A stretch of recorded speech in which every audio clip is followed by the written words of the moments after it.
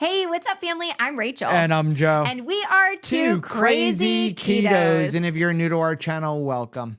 Here on Two Crazy Ketos, we do different things like recipe videos and we do product reviews. We talk about various keto topics, and every Monday we go live on Keto Beyond the Couch because life exists beyond the couch. You can find us in different social media platforms like Facebook, Instagram, and Twitter. And we have a website, which is twocrazyketos.com, and that's where you're going to find all of our different recipes. Now, we do upload at least 5 new videos every single week, so make sure you subscribe to our channel. And don't forget to hit the little bell icon, and that way every single time I am super excited about chatting with somebody, you'll be alerted to it. Calm down a little bit. I can't calm down. I'm super excited. I have been so excited about this podcast since the day we even asked her to do it. And that was like over a month ago. I have been excited about it since I opened the door when we were in Texas and I saw her on the other side of the door and we got to have dinner together. I got so freaking excited that we were going to have a chance to continue the conversation that we started that day. Like just an in-person, like we get nearly all to ourselves conversation. I love it. So today we are going to be interviewing Indigo Nili. Yay! Not Nili. No, Nili. And I'm super excited about this because Nili has really come on the scene. She did not start her YouTube channel for keto. Right. But she really has become an amazing influence. She has some great recipes. She's a homesteader. Yes. She's raising some amazing children. And she's just a fun person to be around. She's an amazing young lady. And I think a lot of times you think that you're always going to have like the influencer on your womanhood, your motherhood is going to be somebody older than you because maybe they've already traversed that season of life and you're going to rely on them to like give you wisdom from, you know, a stage of life that they've already been through.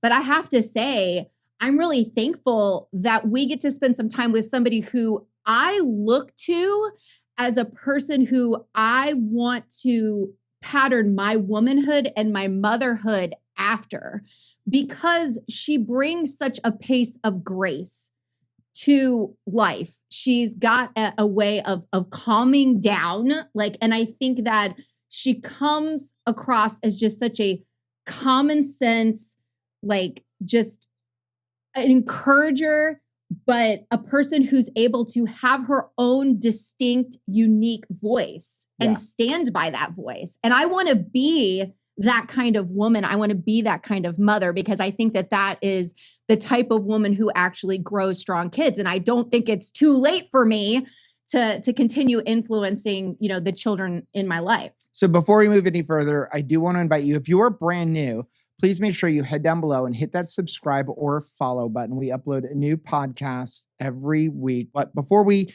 even go any further, I just want to say, I know you're super excited about this, but you can't geek out too much. I know. I'm going to calm down. It's a good idea. That good idea drink, because like, Nili, you probably had it when we were at KetoCon, right? It does have like a calming effect. I didn't get it. My husband got a whole can of it and he had it, and then I never got to the booth. I'm so bummed.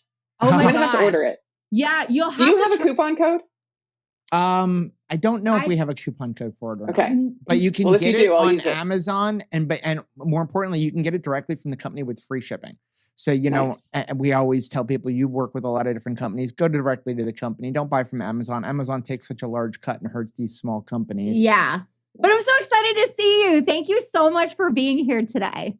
Yeah, thank you so much. Let me just say that intro, like, you know how to make a girl feel good, seriously. And I have to say that moment when you opened the door, when we were coming into dinner, like, I hadn't seen anybody from KetoCon at that point. I'm like an introvert. I was nervous. This is my first, you know, appearance at any kind of keto event. And you opened the door and we screamed and hugged. And that like set the stage for the most incredible weekend. And like, I don't know if you guys know, like, what an incredible gift you have for encouragement and just making people feel good when they're around you. But seriously, like, that was the best thing that could have happened to me, like, as the first event of the weekend. So thank you. Wow. And I'm so happy to be here. Oh my gosh, thank you so much. And I have to say that it is just like, it is so true. And as much as we're geeking out about getting to chat with you, our daughter is geeking out that we get a chance to chat with you today because she's also a huge fan, our daughter Michelle, and she's raising Peyton. And, like me, she is trying to pattern her womanhood and motherhood after people like you and like Lindsay Murphy and like all of these moms in this space who are trying to have this kind of whole foods, whole life approach to raising a family. And so I asked her, I was like, okay, I'm going to give you the opportunity to pick a question. What would be a question that you would have for Nili? And she was like, oh, hands down, what is her favorite dessert? Because like, we love your recipes so much, but she's like, what's her favorite recipe? And also what is her favorite dessert? Okay. So I'll start with dessert. I mean, you should always start with dessert, right? I think on keto, hands down, the best dessert is cheesecake. And so I'm one that likes variety. I don't want to eat the same thing every day. I want flavors and excitement. I'm somewhat of a foodie. And so cheesecake is great because there are so many variations. You can do like a death by chocolate cheesecake or key lime cheesecake or strawberry. Like there's just such a variety. And with all the amazing keto products that are on the market now, like Keto Chow and Perfect Keto, there's ways to make the most incredible flavored cheesecakes. So I think I would have to say, if I had to just pick one flavor, the strawberry cheesecake that I made with the Perfect Keto MCT oil powder, amazing. It reminded me of, those strawberry pretzel salad, like back in the day so it's salty and sweet and cream cheese. Like that's what that cheesecake specifically reminded me of. And like, I can't forget it. It's so good. Then beyond dessert, I am absolutely loving my breading recipe that I came up with a few months ago, like totally randomly. It just worked out like magic. And you can make like fried chicken or chicken strips, and they taste like the real thing. And like, I try not to say that about every recipe I make because I don't believe that. I don't believe that all the keto substitutions taste as good as the real thing. There's some people they'll just say that about every single recipe. And I'm like, no. I want people to trust me. So I really try not to do that. But this is one where genuinely it's like, you could put this in front of somebody and like, I think they would have a hard time knowing it wasn't panko breadcrumbs. And it's one of the ones that my kids ask me for specifically. And so, because they'll eat keto recipes, but they'll be like, yeah, this is good, but they won't ask for it again, Right. But this breading recipe and chicken strips, chicken nuggets, they will beg me to make it. So that one is probably my favorite, like savory recipe right now. And it's funny because, you talk about cheesecake. I always say like cheesecake to me is the ultimate keto dessert because you can pretty much take any standard American diet cheesecake recipe and make it keto. It's other than the sweetener, it's low carb. It's very low carb because of what it's made with. And listen, cheesecake was my favorite thing before keto. So when I started in keto, I'm like, okay, now I get to eat that cream cheese, that amazing dessert. And all I got to do is swap out the sweetener. And that is one of those things that I think it's really close to the original. But I like where you said that, like, absolutely. Listen, I don't like to tell people it tastes like the regular thing. And I tell people when you start keto, don't look at a lookalike and go, this is going to be like that. Because it's not. And you're going to get disappointed. There's keto style Oreo cookies out there. I'm not a fan of them, but I know some people are. It's not the same thing. And if you pick up one of those, or if you pick up a piece of Chalk Zero and go, this is going to taste just like a Hershey bar. No, it's not. It's different. And if you approach it that way, you're going to be good. But if you come in and go, I really want the same taste that I had when I wasn't on keto, you're going to be disappointed. And so it's better to just come into it with an open mind going, I want something similar, something that kind of brings me back to that, but it doesn't have to taste identical. But then when you do get that magical recipe that actually does hit all of the buttons, in all the feels, then you're like, wow, this truly is magic. And I think that there is quite a few of those recipes that you have created, right? Yeah, it's funny because I know when you said when your kids ask for it again, like we made those carnivore chicken nuggets, and my children, my adult children are like, when are you going to make more? I'm like, okay, I'm proud of that recipe. Because when you have a 22-year-old, it's like, can you make that again?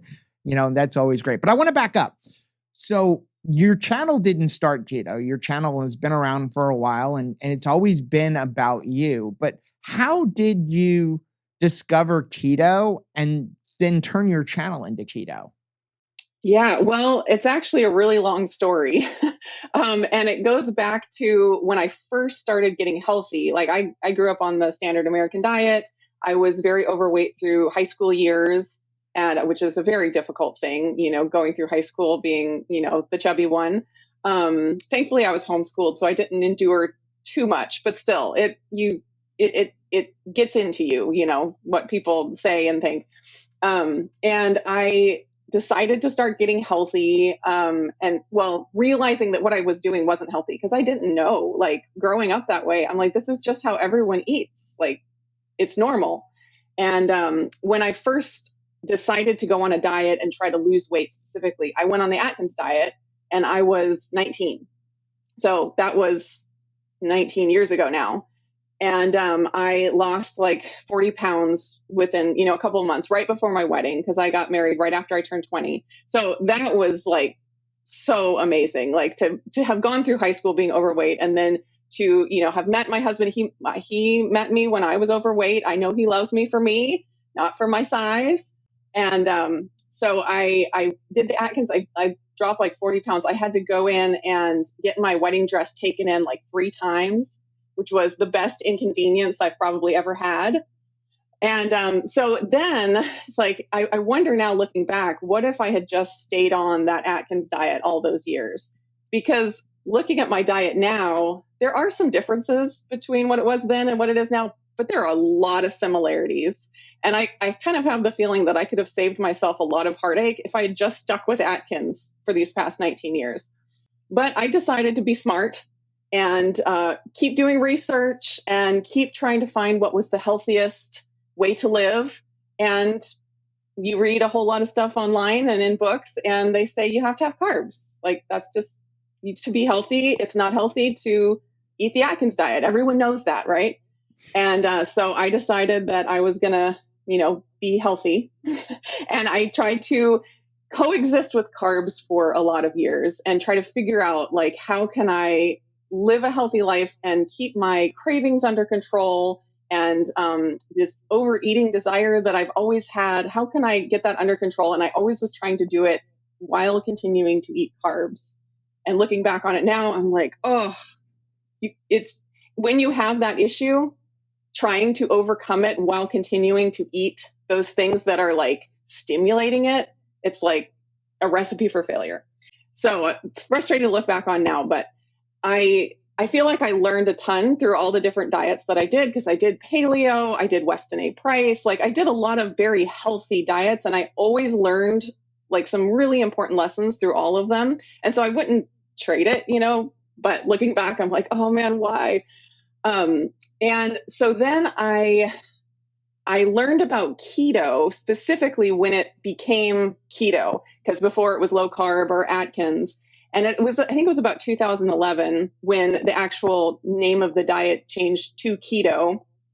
And I heard about that and decided that I would give it another try, because I was hearing, you know, people talk about there's these amazing success stories. And like I said, I had been trying to coexist with carbs and struggling and failing over and over again. I was like, okay, I'm going to try it again. But at that point, nutritional ketosis was like the catchphrase, and low protein was the way to go at that point. Like there wasn't the option of keto with higher protein. It was, if you're going to be keto, you have to keep your protein real low and you have to keep your fat crazy high. And that's the only way to get into nutritional ketosis. And so I attempted that, and I got the blood ketone monitor, the blood sugar monitor. I like did all the things. I was like, I'm going to make this work. And by the end of it, I felt horrible. I felt absolutely horrible. And like my appetite was out of control. That was the most frustrating thing for me, because everyone says when you get into ketosis, your appetite goes away. And like, that's the only thing I wanted. My whole life is for my appetite to go away. And I'm like getting the numbers on the ketone meter, but I feel like I can eat a horse. And I like just try to eat fat, and I'd eat like 3,000 calories of fat and not feel satiated. And so what did I do at that point? I decided that keto didn't work, and I decided I needed carbs, like you do. So again, I went back into trying to coexist with carbs, and, had some success with certain diets, but really not to the degree that I felt like I should. I didn't feel as good as I felt like I should. And so it wasn't until carnivore really came on the scene, maybe like 5 years ago. And this is like right when I was having my last child, my son. So I remember like through my pregnancy, just hearing all about carnivore. I heard Kelly Hogan on a podcast, and, you listen to her and you're like, oh my gosh, I want to be just like this woman. And so I was like, all right, after he's born and after nursing, this is what I'm going to do. And it was like this idea, like maybe I could do keto or low carb again with the protein. Like, is that the missing key for me? And I remember I put a video on my channel of, I swore I'd never do keto again. That was like the title. And then I'm saying, okay, I'm going to try it again. The crazy thing though, is that right after that, so I went on carnivore for 3 months. I did, no sweeteners, like very strict carnivore for 3 months. I had great benefits from it. But it was during that time I got offered to write a cookbook. And it was from a big publisher, and they wanted me to write this Instant Pot cookbook for this series they were doing. And I had to like really struggle, like, do I, put my health on the back burner and, do this to, forward my career? It's like, and I was like, I came to the decision that, people do things that are detrimental for their health in order to pursue their career all the time. I mean, football players, like name any. And so I decided it was worth it to put that on the back burner, to focus on writing this cookbook. And it took, about a year. And that publisher had ideas about what they wanted for the cookbook. And I was just kind of filling in what they, presented to me. And so I didn't have the option of making it keto, although I did try to put a lot of keto substitutions and, marked all the recipes that were keto. So I got through that year. And then and the whole time I'm like, I'm going to get back to carnivore as soon as this year is over. And once the year was over, I tried to get back to carnivore. And I really, really struggled, both physically and mentally, just with the idea of being carnivore, because I was listening to all these voices that were saying, you have to be 100% carnivore. 90% carnivore is not enough. You have to get that last 10% in order to really get the benefits of carnivore. And I struggled so much with the idea of that, socially, and like just the idea that I had to say that I would never eat another plant for the rest of my life in order to make this work. But at the same time, I'm hearing all these voices, and I was really convinced, like, I'm not going to get the benefits unless I go 100% carnivore. And so I had to really soul search for a lot of months and get to the point where I realized that I didn't have to go 100% carnivore to get the benefits. And that was a huge revelation to me. That was like a huge weight off of my shoulders, because I felt like I couldn't, because of what it would mean for me socially and like with my family. And I was like, I just can't make that commitment. But I felt like I was giving up my health in order to do that. So then when I realized through experimenting with, just the way I was eating and finding out that I could feel really good, even not being completely carnivore, it was like this huge weight off of my shoulders. Like, oh, I can live a healthy life and still, enter in socially with people and, not be the crazy one in my family and all those things. And I know that there's a lot of people that have families that are carnivore with them. And so they're able to like cultivate this culture in their family that includes carnivore.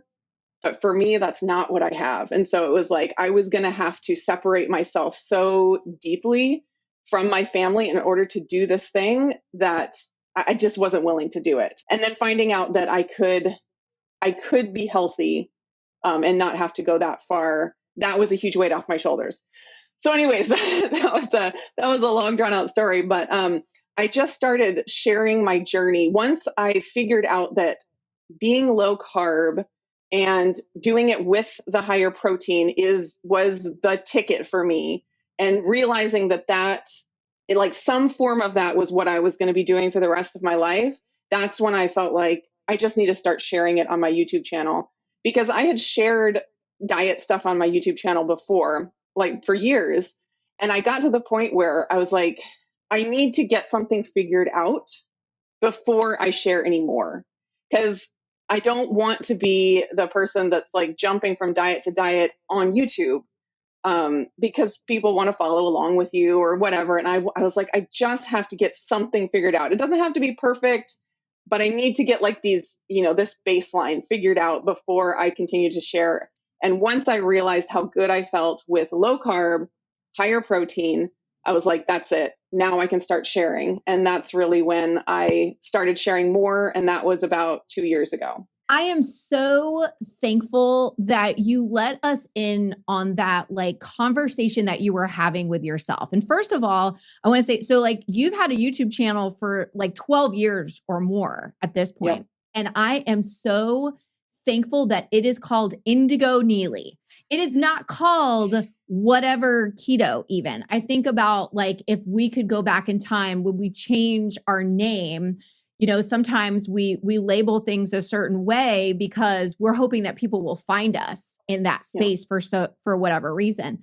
But we don't take into account that if we're going to be in a space for a long amount of time, we're going to have a natural like evolution to our journey, whatever that looks like. And this is still true to herself, Nili. This is Nili's channel. This is Nili's life. And every year, things are changing. And I appreciate that you're saying that you were having this conversation of whether or not I should go like full-blown carnivore or not based on, is this, going to be a health issue? I think a lot of us are going through the agonizing thought process of doing this or not even because of it's a health issue. It's an acceptance issue. Mm-hmm. Like, why in the world am I like losing sleep and like having diarrhea because I'm worried that if I don't go full blown carnivore, I will like lose respect or something. Mm-hmm. Like, you're having a really good conversation for a good reason. Like, is it important for me to go full blown carnivore because I'll get better health or not? And I think that that's a really, just a powerful conversation that you're having with yourself, and a better one. I think that people need to approach changing up their way of eating based on their own personal health, not because they're having this conversation because they feel like they're getting bullied by strangers that they don't even know, right? It's interesting because we get comments from people all the time, well, that's not keto, or that's not carnivore. Recently, we bought an indoor garden because it's not that easy to grow vegetables in South Florida. It's very hot. Also, I kill things. Trying to grow lettuce and stuff like that in the middle of the summer, not that easy in South Florida. So we bought one of these indoor gardens, and we literally got a comment from somebody that said, I'm super offended that you're eating that many vegetables. Imagine being offended by that. I mean, and I'm like, first of all, we're growing our lettuce, which means we can only, and we don't go to the store and buy it, which means we can only eat what we can grow. So that between two people, that's maybe 2 salads a week if we're lucky. Closer to 1 by the time you pick off, wait for it to grow in. But we have had to make this decision of what is good for us. And I say it all the time. Carnivore is great. For me, it's not sustainable because I know if I would have sat down and when I got started on keto, people are like, well, I don't understand why you guys do product reviews. Because if you would have come to me 6 years ago and said, you're never having a piece of chocolate again, I would have said, peace out. Now, I don't need nearly the amount of sweets now that I did 6 years ago. But the thought of never having it back then would have kept me away from it. Just like now, yeah, 90%, 95% of our diet is meat. I mean, we eat like a pound, 2 pounds of meat when we're sitting down eating. I'll eat a dozen eggs. I mean, carnivore crisps and making our own carnivore chips. That is most of our diet. But sometimes I want a jalapeno popper. Sometimes I want a salad. Sometimes I want to make some kind of a dessert with a little bit of allulose or something in it. And I don't think there's anything wrong with it, because that's what makes it sustainable for me. And that's where you have to figure it out. And we tell people all the time, you're like, okay, listen, carnivore probably would have been the best thing, but if you can't keep to it, that's not going to help you. And that's why we have a saying, it's like 90% is good enough. Well, and Yeah, I love that. I think that of all of the people who have gotten your Instapot cookbook now, that you were willing to write and even lay down, you weren't sure. You had to lay down your plans for your own personal self, hoping that this would be a blessing to other people. And I think about all of the people that have gotten their hands on your book and they found the keto recipes because you were willing to write that book that they never would have come across. A lot of times we get like just laser focused on, what am I doing that's displeasing people? Instead of thinking about like, maybe they thought all of the recipes were going to be rice and potatoes and beans. And you completely gave them a new perspective that they never would have had before. And I think that once, you try any recipe that Nili has come up with, you're like, I have to follow this woman because everything she makes tastes so delicious. So I'm going to follow your channel naturally because I'm a fan.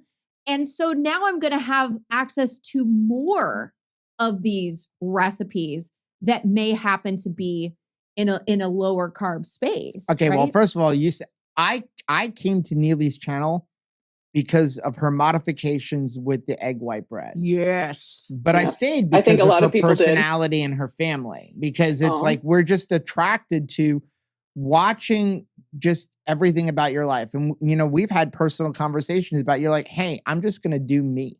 Like, I can't worry about what do people want to see. I mean, in the past, people have like, how come you guys don't have a lot of subscribers? I'm like, I don't know. I know that, listen, if we made every video a keto bread and a keto dessert, we'd have 1 million subscribers.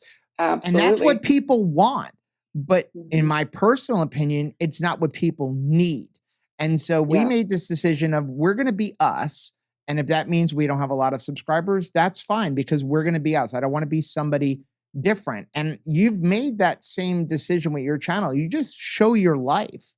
And I think that that's what people are attracted to you about. And I think that people want to see you as you are a culinary explorer, right? Like you are an adventurer and you're bringing us into recipes where you're using ingredients in combinations that like we have never even thought of before.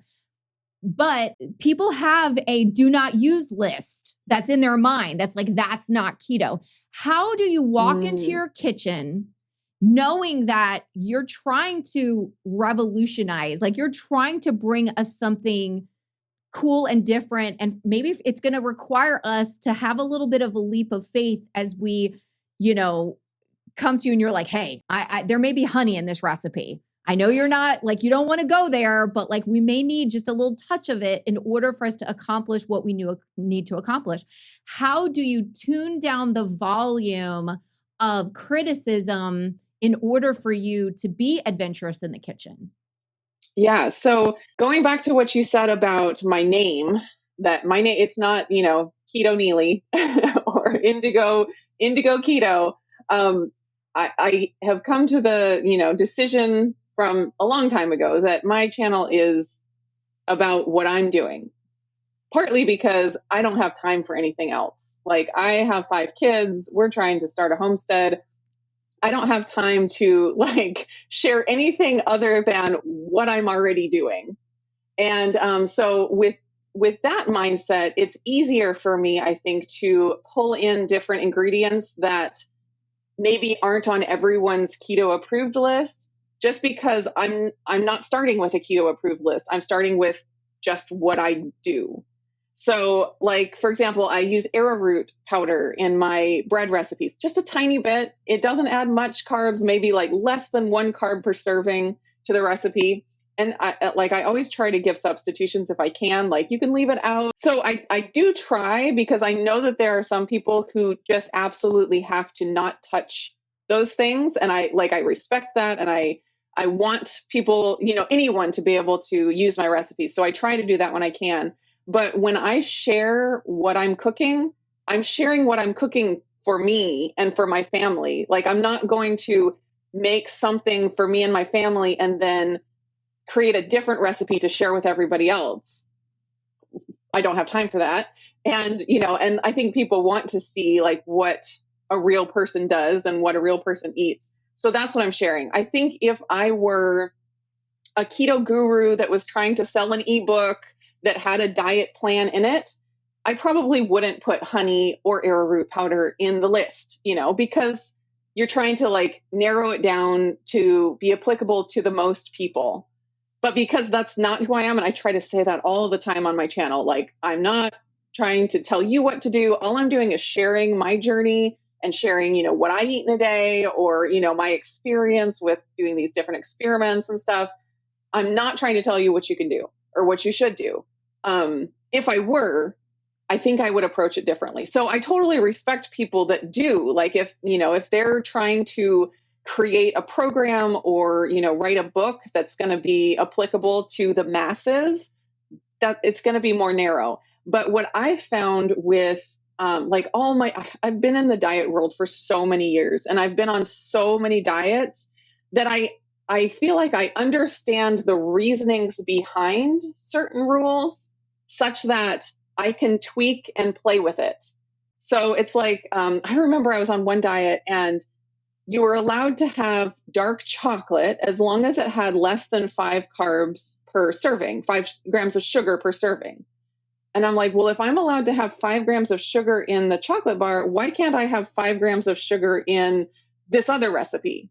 And so for me, it's like, that doesn't make sense to say you can have sugar here, but you can't have sugar here. And so I would, play with it. And then I get kicked out of diet groups because I don't follow the rules, and I try to, make it work for me. And so I hope that my channel, where it's not like a teaching channel, like to some brand new person, like I feel like you guys do such an incredible job of like drawing people in who are just getting started and like need their handheld to learn, like, even what is a carbohydrate, people starting from that place. For me, I hope that my channel can be an inspiration for people who maybe have been in it for a while and they don't want to just be stuck with that keto list forever. And they want to experiment and try to find out, like, fine tune what works for their body. Because, I mean, we're all so different. Like, I found out that Brussels sprouts spike my blood sugar more than carrots do. Like that's crazy. But, how would I know that? Like, that's not on a diet food list. You have to learn that through experimentation and learning about yourself.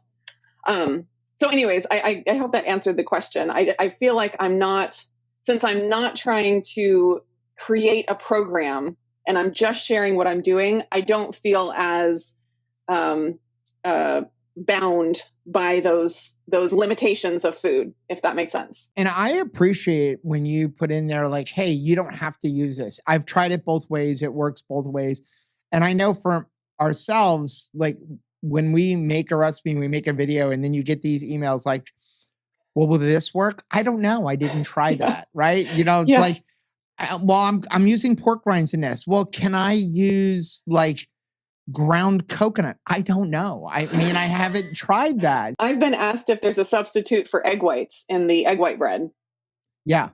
Like, no, maybe wheat flour. Try regular bread. But here's the thing about, you've got all of these different, substitutions and alternatives. And I think overall it is helping people with their keto journey. And I'm very well known for saying there is no such thing as a 0-carb bread. Even the egg white bread, even if you make it Absolutely. in the original form, it Yep. wasn't 0-carb. It was never, even if you left out the allulose, it wasn't 0-carb because there's Yep. carbs in egg whites. But we're always telling people, please, please, please stay away, especially if you're trying to have a lot of health improvements on keto, from the prepackaged keto bread products, because they're just marketing net carbs to us. Many times it's got more carbs than the regular version. It's got all of this fiber. And the best thing to do is make your own. But listen, I think Maria Emmerich is amazing with things that she's created. But you took what I think was a genius product and just improved it 1,000%.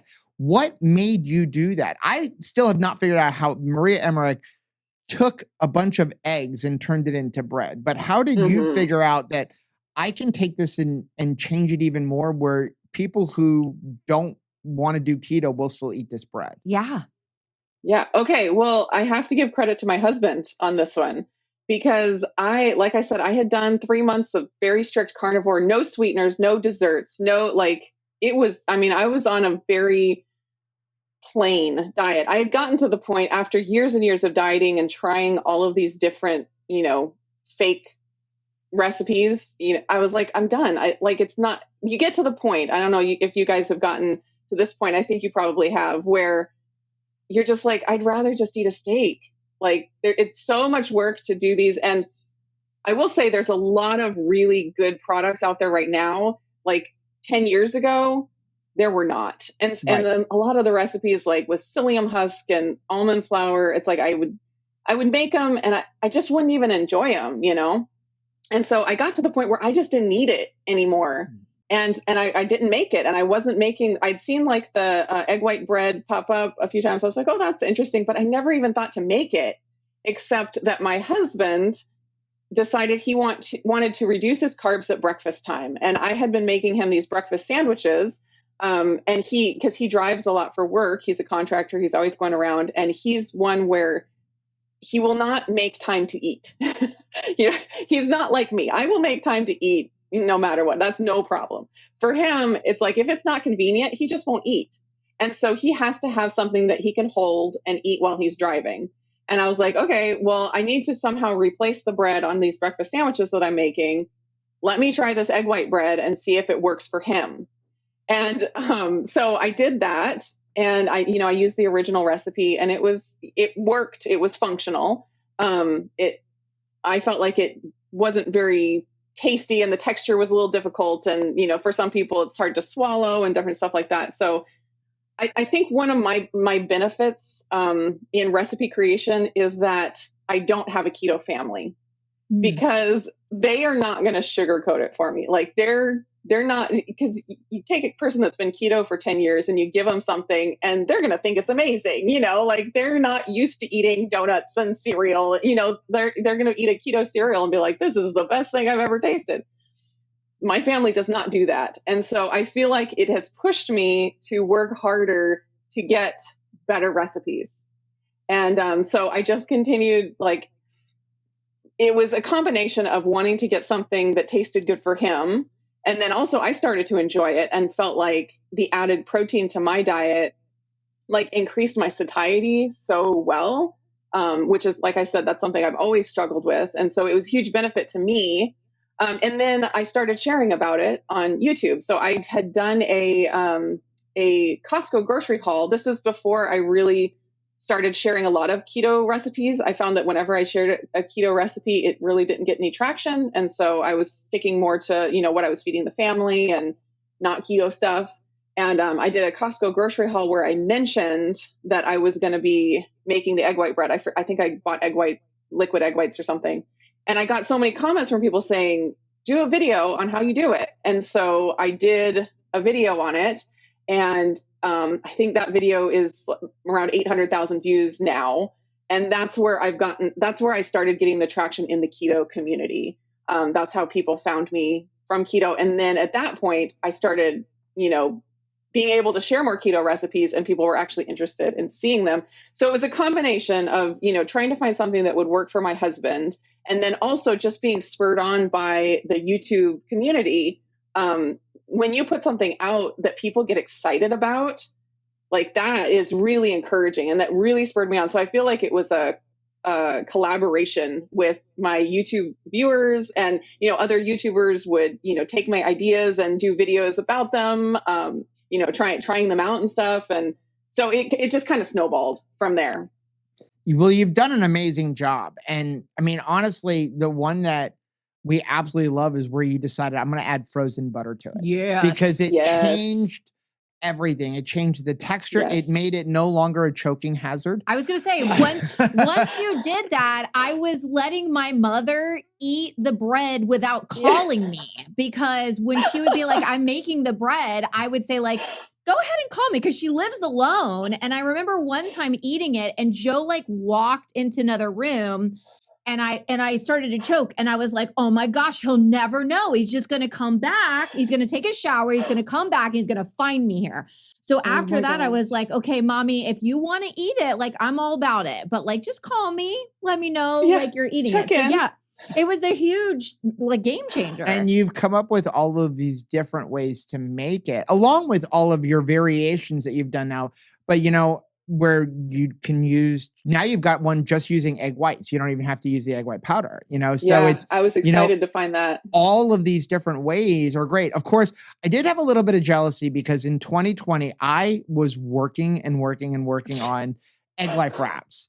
And Rachel was like, you Yes. got it. And I had it like 90% there. And then we got sick and we were out for a month. Rachel like, just release a video. I'm like, not good enough. And then you were genius and go, add gelatin. genius. And I'm like, yeah, she nailed it. I mean, but how did you come up with that? How did you come up with this idea of using gelatin or adding frozen butter to it? Yeah. Is it just because you understand the science behind it? Or is it, I'm going to try this, and if it doesn't work, who cares? Well, there's definitely an element to that of, why not? I get an idea, I try it, and a lot of times it does not work out. The gelatin was interesting because I was using xanthan gum in my bread, and I started using it like as thickener in my soups and things, and discovered that I could not tolerate it anymore. I over the last year or so, I've been working on some gut issues, and at that time, this was before I started working on the gut issues, and one of the big things that I noticed was xanthan gum really gave me trouble, like doubled over in pain type trouble. And so I was like, well, I can't use xanthan gum anymore. And I was just Googling, like, what do you use in place of xanthan gum? Because xanthan gum is very popular in gluten-free recipes, even if they're not keto. And it's a very commonly known thing that gelatin is a good replacement for xanthan gum. I was like, oh, okay. So I started trying it in my bread, which was phenomenal. That was like a game changer for the bread texture. And then I also love, so I'm not 100% carnivore, like I said, but I do love it when I can replace, a plant food or something that's, not as healthy with an animal product. So not that xanthan gum is bad, but when I can have gelatin that has so many health benefits in place of it, like, why not? So it was, I had the light bulb moment of, okay, so xanthan gum is in egg life wraps. It's just egg whites and xanthan gum and, spices or whatever. It's like, I wonder if it would work with gelatin. And so I whipped up a batch and I made them, and I was like, these are amazing. And I think they're better than the original. I do too. Yeah, I love them. So I did both with the fresh egg whites and then also an egg white powder version. I feel like the egg white powder version is more like the actual egg life wraps. The raw egg white version is more like crepes, like they're really thin, like pancakes. But it was just like this, it was born out of, a negative thing. Like I couldn't handle xanthan gum. If I hadn't have had that issue crop up, I probably wouldn't have figured it out, it's one of those things where, I wouldn't have wished for gut problems. But, you make life gives you lemons, you make lemonade, and it's one of those things that kind of came out of it. I don't think I ever would have thought to do gelatin with the egg whites if that hadn't have happened. Let's see, you asked about the gelatin and then the frozen butter. So I done the butter powders because the issue with the egg white bread is that the moment you put fat in it, it deflates. Like that just ruins the fluffy egg whites. And so like my brain was going like, how can I add fat without having that happen? And I was able to you're able to add a little bit like right at the end, like an egg yolk or the butter powder, and that helps the texture. But I was like, I want more than that because I feel like the egg white bread, everyone thought it just had to be low fat. Like it was, Maria made it for PSMF. Right. And like, that's just like, there was this underlying thing. If you make egg white bread, it's low fat. And I was like, there's gotta be a way to get fat into the bread so that it can be, used by more people. And obviously you can, so it can be tasty. Yeah. So obviously you can smear butter on it and make it high fat, but I was like, how can you make the bread itself high fat? And shredded butter is a very common thing in baked goods. I mean, just in the regular world. And so I had a light bulb moment, like, oh my gosh, that would be amazing. And I didn't think it was going to work. And I tried it and like the heavens opened and this beautiful loaf of bread comes out of the oven. And it was like the most glorious thing. And that's when I get so excited. Like, I'm like, I have to film a video about this immediately. And so it's like, put on hold everything else. Kids, no schoolwork today. You guys go outside and play. I'm going to be in the kitchen. And it's just so fun. And then to have the response from the community about how excited they are about the recipe, that was just, like icing on the cake. Wow. It's funny you say like, it was supposed to be high protein, no fat. That bread was never low fat for us because we actually had to stop eating it for a while because we were eating a loaf a day. It became our drive-by. People have like drive-by cookies and I'm drive-by cheese. There was always a loaf on the counter and we would walk past and you slice off a slice. No big deal, right? It's like less than 1 carb. It's just egg whites. That's all it is. We weren't even adding allulose, except for every slice had 2 tablespoons of butter on it. Yep. And by the end of the day, we were each eating more than a stick of butter with that bread in addition to all of our food. So now I don't even need that. So I love that. So you mentioned your kids. What is it like? What do your kids think about mommy being a famous YouTube star? Well, she is actually I think it's more about like her, like she gets to be Levi's mom who actually just caught his first fish recently. So it's more about his celebrity and she gets to benefit from it. It's very true. Like on my tagline on YouTube is, I'm a mom of 5, blah, blah, blah, but they always steal the show. Like, I know, I understand. And I have people tell me, they come for the kids and I get it. Chris Bear comes for the kids. He loves watching the kids try keto chow. Yeah. Oh, that's so fun. Their taste tests are the greatest because, you can tell by the look on their face if they don't like something. They'll try, they'll try to put a good face on it, but it's kids. They can't lie. So it is very strange. This whole dynamic of having a celebrity status, but they don't experience it in their everyday life. It's not like we have people showing up at our house, paparazzi or anything. Like it's such a different kind of celebrity that I feel like they almost don't notice a lot of times. They know that I'm filming videos and they know that I'm working, but I don't think it's having those negative effects that, childhood actors would have, I do get like the other day I was filming a farm day, a vlog, and Renee peeks her head in the door and she's like, "Hey mom, I'm about to come in with the eggs. Can you take a video of me?" And so she closes the door like, okay. And then she like opens the door and comes in with the eggs and like, so it was pretty cute. But I don't think she has the concept of, I want everyone to see that. It's just that she likes the attention from me, I think, more than anything. So the kids will ask me to take pictures of them or to take video of them. but I think it's more like more connecting with me about it and, being part of what I'm doing. So I think it's good. That is a really great perspective. And I think you're absolutely right. I think that, kids just want to be a part of their parents' lives, like I think a lot of times we wrongly have that attitude of like, I need to bait my children to hang out with me with a sugary treat or with like a certain, material possession. And either of those things is not good to leverage. Your kids just want you.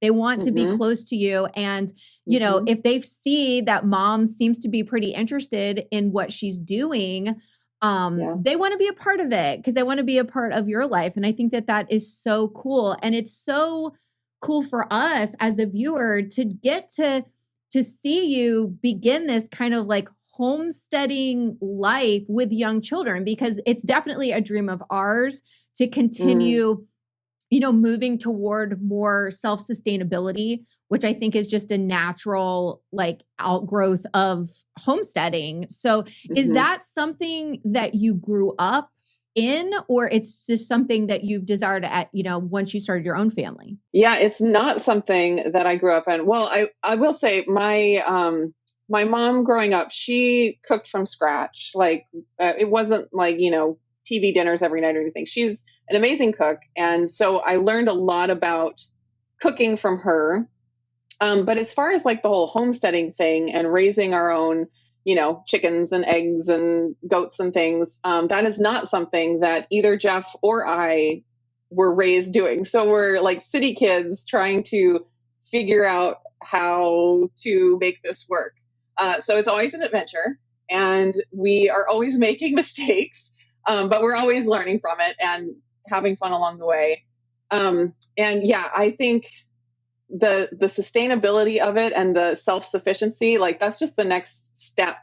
I think, especially, after getting healthy and seeing the effect that food has on your life and your health and your family's health.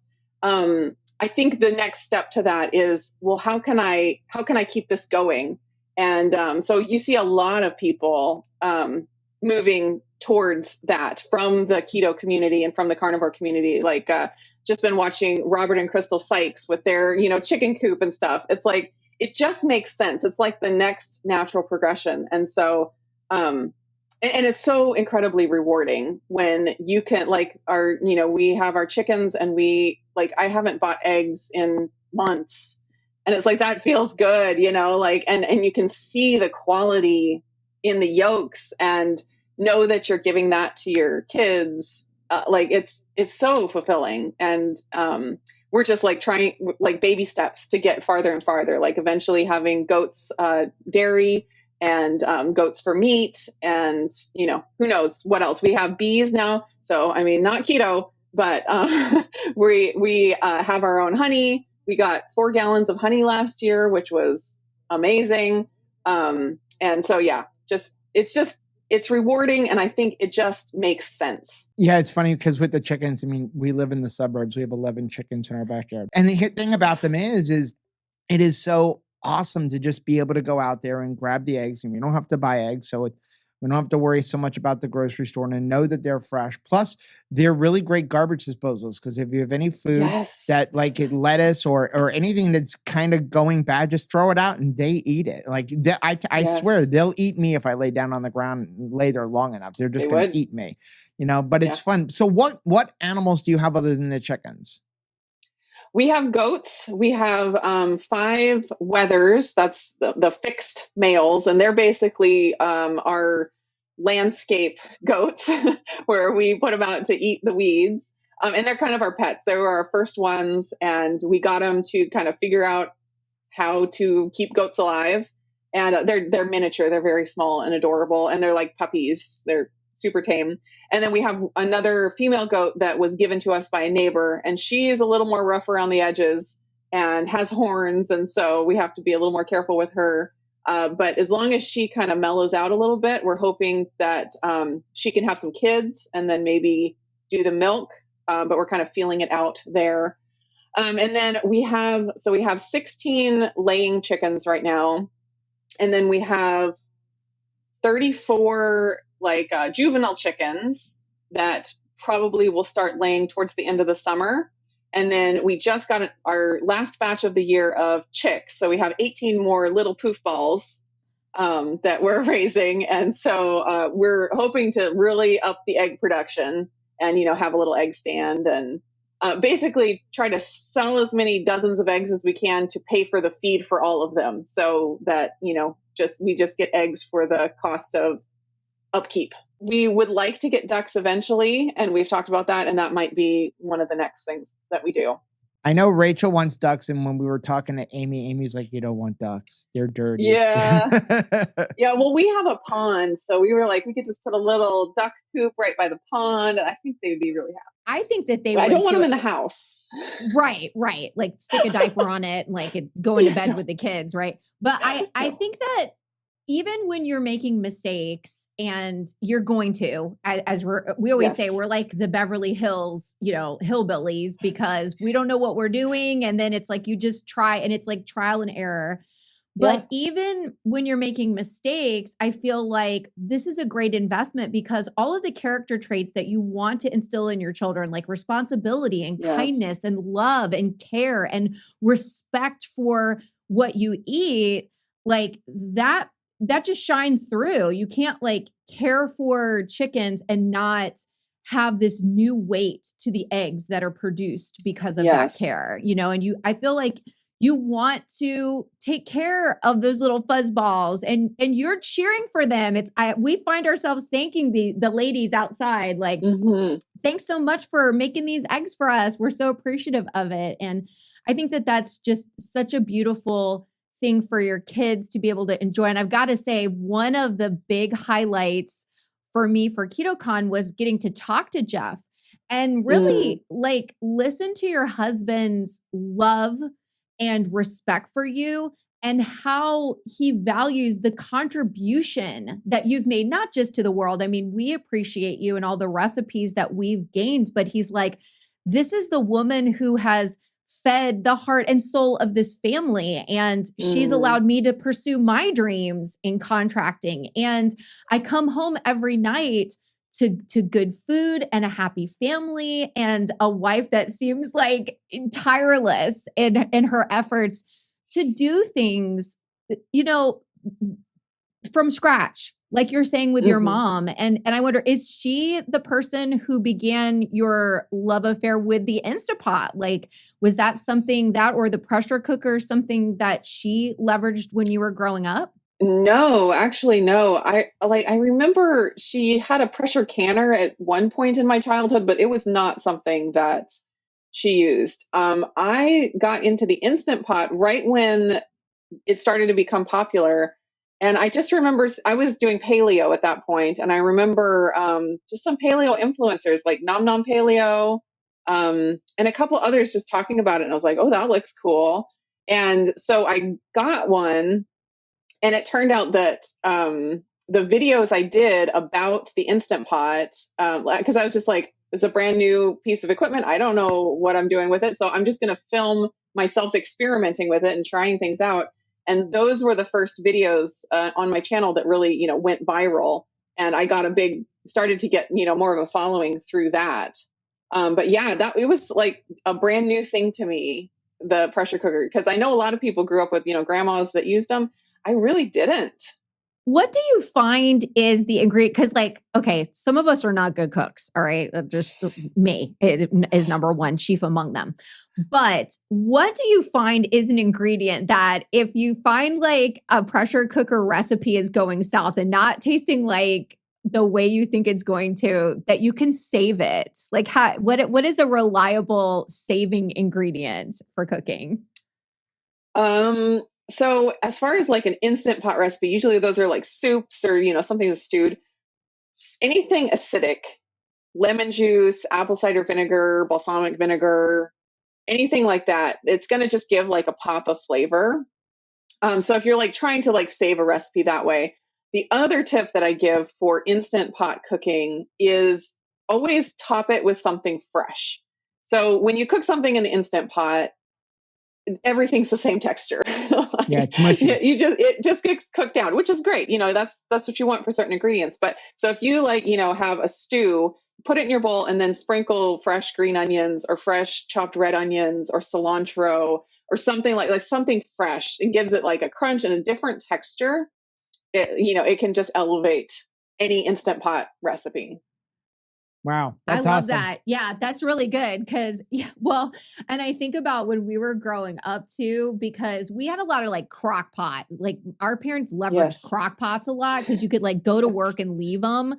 And then I don't know if it was like during the 70s and 80s, but boiling your vegetables was like huge. So my mom like boiled everything. So like you're saying, I felt like everything had the same texture and it was just like food for people with no teeth. Yeah. That was what it was. So I love that. Something fresh on top. It's funny about the Instant Pot because when we went keto, I took the Instant Pot. I mean, we had like a QVC version. We learned don't ever buy those QVC ones. They just fall apart and break. Just buy the Instant Pot. But it went on the back burner and then eventually got sold in a garage sale because I'm like, I'm never going to use this, right? We're eating steak and stuff like that. Now it's our best friend. First of all, because if you get one, like the new one that we recently got, the one that you just did a video on with the handles, I think it's amazing. Get one with a yogurt button because like all you need is a yogurt culture and some Fairlife milk and you can have the best low carb yogurt and you know what's in it. So that and alone makes it worth spending $70 on an Instant Pot. But then people say, well, we recently had on our live stream on Monday. I think you were in the live stream and someone was like, well, what do you do when you are really hungry and everything's frozen? The Instant Pot.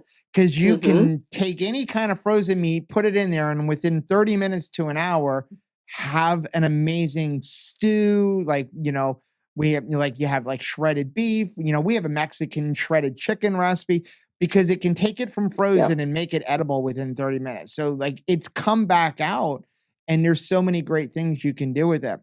I know we can talk to Nili for hours. I know.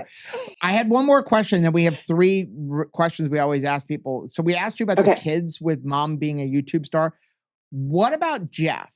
Because I know when you first met Rachel that night at the Keto Chow house, he was a little taken aback. Like, who is this crazy woman coming running at you? Right. But what is his take on you being this celebrity? I mean, he went to KetoCon. What is his feeling about all of these people who want their picture with you and everything else? Well, first of all, he's not impressed. He's not impressed. I'm still Nili to him. He still sees all of my flaws. Like he doesn't treat me like I'm a celebrity for sure. And I think him getting to go to KetoCon and experiencing that whole dynamic was so good for both of us. Because I think it made it more real to him because he doesn't watch my videos. He's not in the keto community. Like our YouTube watch list is very separate. And so I don't think he fully understood how important the community was to me. And because he was kind of viewing it as she's just doing her job. Like it's work. But for me, it's like, I feel like I have family in this community. And so for him to experience that, like, especially meeting Lindsay and he got to hang out with her husband, Jared, like all of that is like, oh, now he's kind of more a part of it with me. Not that he would ever, watch all the videos and everything, but he has taken part in it more. When we showed up at the Keto Chow house and Rachel opens the door and we scream and hug, he's like, I have no idea who this person is. And like, you didn't say your name. And so he was like, okay, I guess I just won't know her name. Right. But for me, it was like, hugging someone that I've known and like loved for so long. Anyways. And so then, on the Saturday night, we went to the Barry's Airbnb for a dinner, and we knock on the door, and Dr. Barry had just been at KetoCon where like 1,000 people were lined up to meet him and touch the hem of his garment, and so and he is so not that way. We need to clarify, like, because the first time I met him, I remember I asked him a question. Rachel's like, "Don't go talk to him," and I'm like, "He's just a guy," and that is really him. And it's like, people look at him like, "I'm afraid to talk to him." He is the most sociable. Come up, talk to him, and he'll talk to you forever. Yeah. Oh, he's so kind. But so he opened, we come in and, I'm like, "Oh, Dr. Perry." And I give him a hug and he's like, "Oh, I'm so glad to see you." And, Jeff reaches out his hand to shake his hand and he's like, "I'm Jeff." And Dr. Perry obviously doesn't say his name because everyone knows who he is. And Jeff's like, "And you are?" and he introduced himself as Ken, which, like Dr. Perry would. So anyways, Jeff completely embarrassed me, and didn't know who Dr. Berry was. And then on top of that, Nisha's mom was there who travels with them to help out with the kids. And I was talking to her and I said something about how nice it was that she got to come along and nanny. And he heard the word nanny. And a little bit later, he tries to strike up a conversation with her. And he's like, "So how long have you been nannying for them?" And she's like, "Well, I'm their grandmother, so." A while. But so anyways, he didn't know who Dr. Berry was, and then he called the grandma the nanny, and I just can't take him anywhere. It keeps you grounded though, right? Like I think it's just it's the perfect perspective to have because you're staying grounded and you're just so appealing and welcoming to everybody, whether it's like day 1 of their keto journey or day 500. I feel like whenever I watch your videos, there's a sense of belonging there. Is that just something that you want to convey, that it's just like take the crazy out of it, so to speak, and just live your authentic life and help others live theirs? When you say that, of course, I'm like, yeah, that's exactly what I want. But I feel like I just share, and like that you feel that from what I share, that warms my heart. That makes me happy. Well, you do a very good job at it. Seriously. So before we let you go, we always have 3 questions we like to ask people who are guests on the podcast. And the first question is, when you first did get started, I know you had a long transition into it, so you can use wherever. When you first started Atkins, where you really first got serious with carnivore or even keto, what were you most afraid of? I think I'll go back to the very beginning when I was completely addicted to sugar. I think I was just afraid that I couldn't do it. Like the addiction was so strong that I wouldn't be able to do it. And I remember nights where, a friend brought over a cheesecake and I sat there and I watched everyone eat it and I didn't. And it was so hard. Like now it's easy, but easy has to be earned. And at that point it was so hard. And like the fear of failure, I think, was the biggest. And that's a natural fear. I mean, I always use it as an example for myself. When I first got started, my biggest fear was I couldn't give up the bread. My diet was, I didn't eat a lot of sweets, but boy, bread, cheese and butter. I would go to Outback. I'm like, I want 5 loaves of those bread and then not even eat the steak. So for me, that is very realistic, that can I give up this thing? And you can. It just, it's going to take a little bit of stamina. It's going to take a little bit of change and changing the way we think, but we can change and get through it. Well, and it's interesting, as you've talked about Atkins, and I've heard you talk about it before, because you actually got started more than 20 years ago on Atkins, is like the first, when it was, when it was the original Atkins. She's not that old. I know. Well, she was a baby when she started. I mean, you were only 20 years 18. Old when y'all got married, right? Yeah. Yeah. I was 19 when I started Atkins. Yeah. So I mean, she's a baby today, but yeah. So, but I think about how it is natural for us to want to continue to optimize. And one of the things that I hope people hear in this episode is Nili had it right at 20, but sometimes we rethink ourselves, right? Or we're like, there's got to be other people that are wiser than me, that I don't get my body. How would I ever know my body? But clearly, Nili, even at 20 years old, knew how she felt. It was working for her. It was fine. And it really wasn't until she was like listening to voices telling her, well, if you like this, you'll love this, and allowing them to redefine the way that we eat. And here she is back to, you know, where she was 20 years ago. And minus the seed oils. Exactly. Minus the seed oils and more confident in herself. Yes. Like, I think that Absolutely. definitely comes with age, that there's a boldness that you're like, okay, I know what, you know, you're able to say, do what works for you. And at the same time, feel more confident to do what works for yourself, which may be different. Right. That's awesome. So our next question is, once you got started, what were you most surprised to discover? I guess I'll go to like when I started carnivore and the higher protein keto. I was so shocked at how much better I felt with sufficient protein. And I was like, at that point, I was like, or like right now, I look back on all the diets I've done. I've done some pretty, you know, good diets like paleo and like all these things. And I was like, I think I could have done better on every single one of those diets had I doubled my protein. And like that, I was like, why did I not understand this sooner? And I think one reason that I felt so good on Atkins originally is because I wasn't limiting protein. I mean, it was 0 carbs. So I ate as much of it as I wanted. And so like, I think that was the most surprising to me. And that light bulb moment where you learn something and you're like, I am never going back. Like there's no turning back from this. I realized how good I felt with sufficient protein. And I'm like, I never want to experience that, you know, insatiable hunger again. That helps you to grow in confidence. And, you know, once you, like you're saying, it's a powerful motivator, pain. So when you feel pain and you're like, that hurt my gut, that like didn't feel good. I had headaches. I felt like I was white knuckling my day.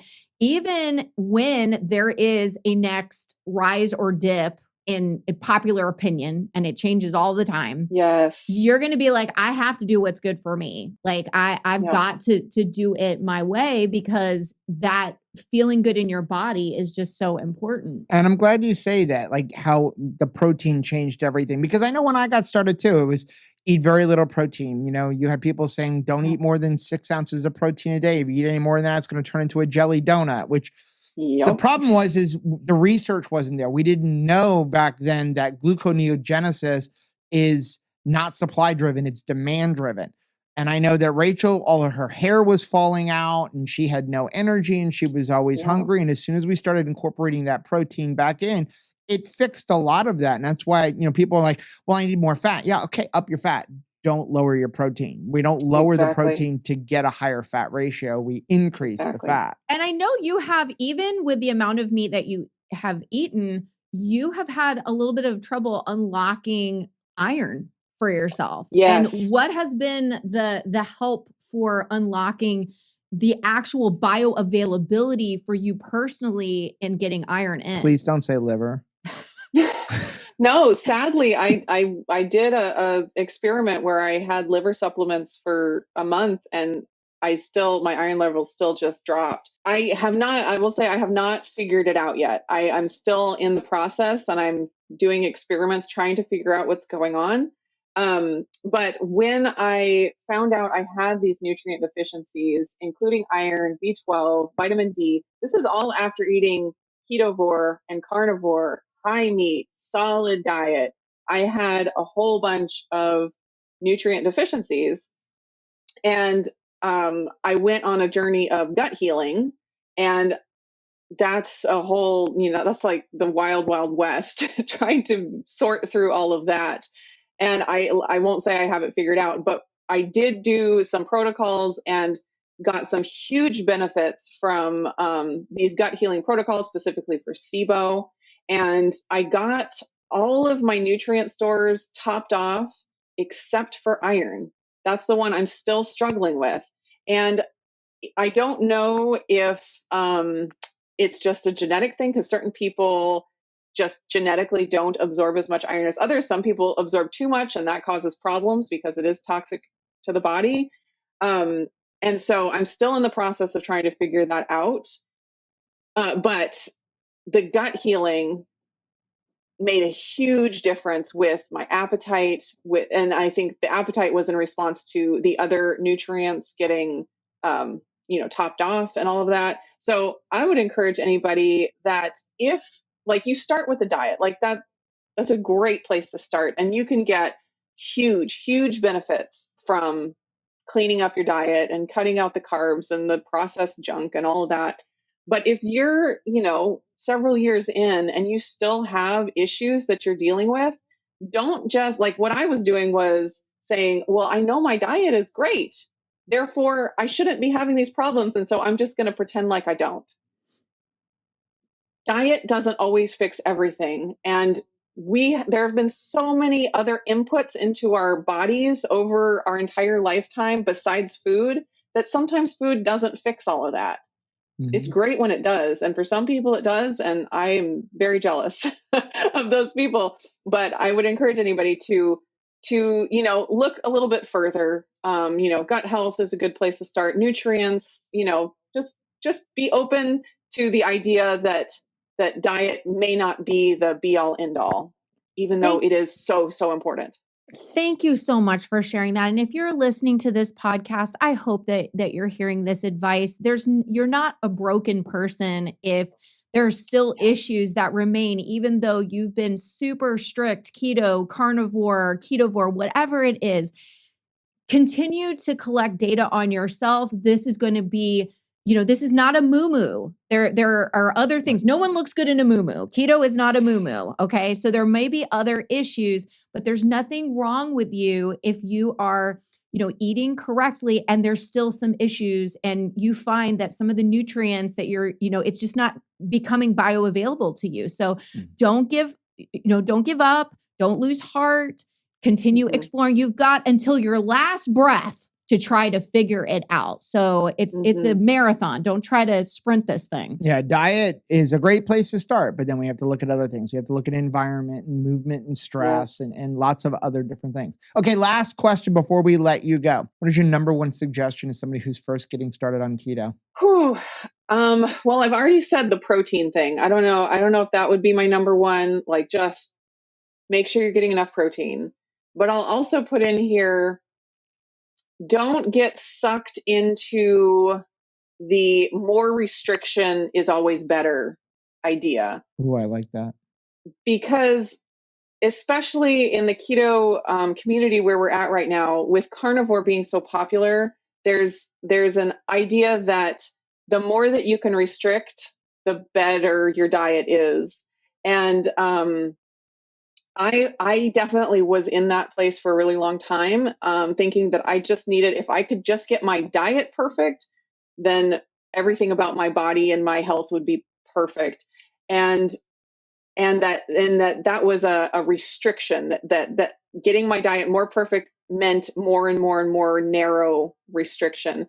And I've really switched that in my brain to a place where I feel like the wider and the broader my diet can be, the healthier I am. Not that I would eat a broad diet that makes me feel bad, but if I can eat a broader diet of whole foods, I'll put that in there, not processed junk, but a broader diet of whole foods, that is and that I can do that in a healthful way, that is a reflection of the health of my body. So if I were to only have to eat the lion diet for the rest of my life, I think that's a clue that there's some more health that can be gained.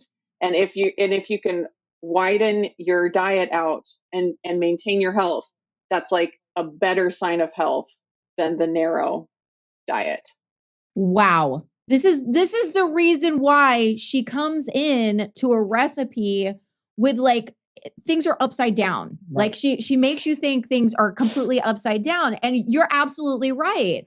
Would I rather have 3 books on my bookshelf? Is that like does that make me look more educated? Or like if I can read a variety of things and there's a lot of volumes to pull from, that's a better indicator of a healthy library, right? Especially when you're first getting started, people want to jump in, like, even coaching clients will come in like, well, I'm going to go carnivore. Okay. Have you been able to do keto for more than 2 weeks without No. cheating? No. Then you're not ready for carnivore. No. And the thing is, it's like when people look at macro calculators, how fast do you want to lose this weight? As fast as possible. So we slash your calories by 40%.